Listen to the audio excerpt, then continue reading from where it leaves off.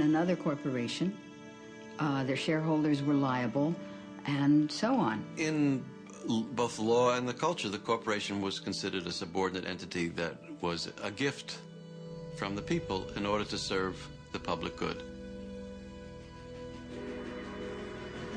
So you have that history, and we shouldn't be misled by it. It's not as if those were the halcyon days when all corporations served the public trust, but there's a lot to learn from that. The Civil War and the Industrial Revolution created enormous growth in corporations. And so there was an explosion of railroads who got large federal subsidies of land, banking, heavy manufacturing, and corporate lawyers a century and a half ago realized they needed more power to operate and wanted to remove some of the constraints that had historically been placed on the corporate form. The 14th Amendment was passed at the end of the Civil War to give equal rights to black people. And therefore, it said no state can deprive any person of life, liberty, or property without due process of law. And that was intended to prevent the states from taking away life, liberty, or property from black people, as they had done for so much of our history. And what happens is the corporations come into court, and corporation lawyers are very clever, and they say, oh, you can't deprive a person of life, liberty, or property. We are a person. A corporation is a person. And the Supreme Court goes along with that. And what was particularly grotesque about this was that the 14th Amendment was passed to protect newly freed slaves.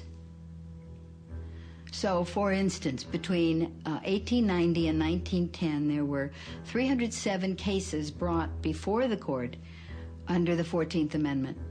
288 of these brought by corporations, 19 by African Americans.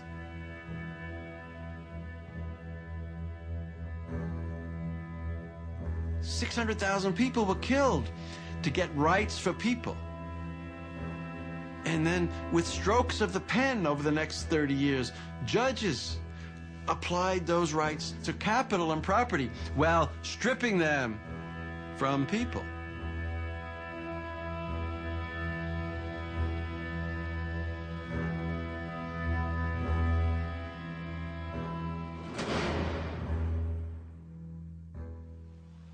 Everybody makes a mistake once in a while, but I just can't be personally responsible. That's one of the weaknesses of a partnership, isn't it, Sid? Well, maybe you'd better incorporate the store. Incorporate? Yes. Incorporating would give you the big advantage of what you want right now. Limited liability. You start with a group of people who want to invest their money in a company. Then these people apply for a charter as a corporation. This government issues a charter to that corporation. Now that corporation operates legally as an individual person. It is not a group of people. It is under the law a legal person. Imperial Steel Incorporated has many of the legal rights of a person. It can buy and sell property. It can borrow money. It can sue in court and be sued. It carries on a business. Imperial Steel, along with thousands of other legal persons, is a part of our daily living. It is a member of our society. Having acquired the legal rights and protections of a person, the question arises, what kind of person is the corporation? Corporations were given the rights of immortal persons, but then special kinds of persons, persons who have no moral conscience. These are a special kind of persons which are designed by law to be concerned only for their stockholders and not, say, what are sometimes called their stakeholders, like the community or the workforce or whatever. The great problem of having corporate citizens is that they aren't like the rest of us. As Baron Thurlow in England is supposed to have said, they have no soul to save and they have no body to incarcerate. I believe the mistake that a lot of people make when they think about corporations is they think, corporations are like us. General Electric is a kind old man with lots of stories. Nike. Young. Energetic. Microsoft. Aggressive. McDonald's. Young, outgoing, enthusiastic. Monsanto. Immaculately dressed. Disney. Goofy. The Body Shop. Deceptive. Very lovely. Do you know what the Body Shop is? Nope. They think they have feelings, they have politics, they have belief systems. They really only have one thing, the bottom line. How to make as much money as they can in any given quarter. That's it. Of course they make a profit, and it's a good thing. That's the incentive that makes capitalism work, to give us more of the things that we need. That's the incentive that other economic systems lack. People accuse us of only paying attention to the economic leg because they think that's what a business person's mindset is. It's just money.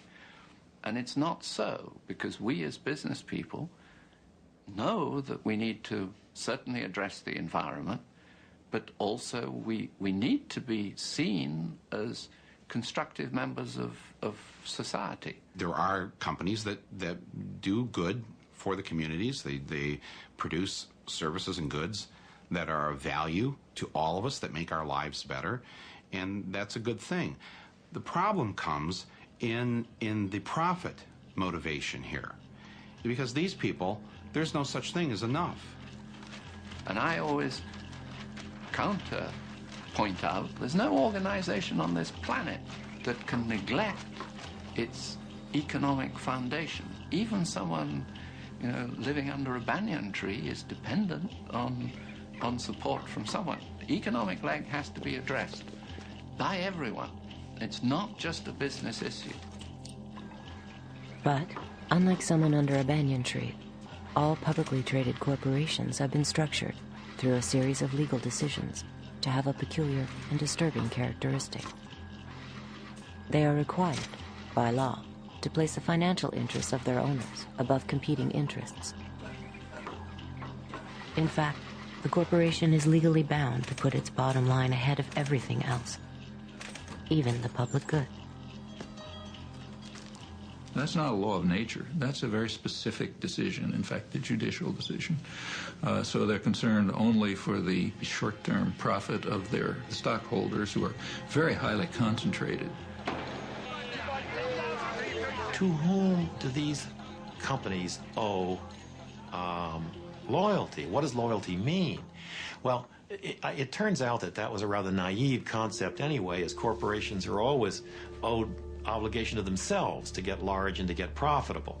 In doing this, it tends to be more profitable to the extent it can make other people pay the bills for its impact on society.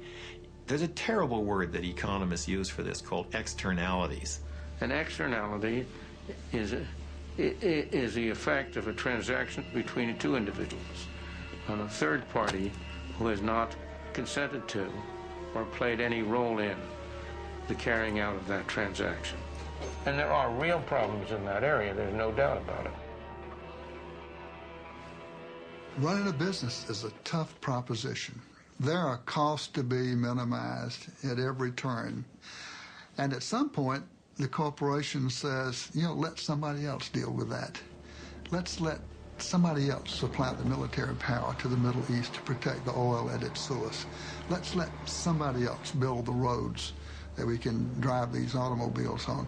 Let's let somebody else have those problems. And that is where externalities come from, that notion of let somebody else deal with that. I got all I can handle myself. A corporation is an externalizing machine in the same way that a shark is a killing machine. Each one is designed in a very efficient way to accomplish particular objectives. In the achievement of those objectives, there isn't any question of malevolence or of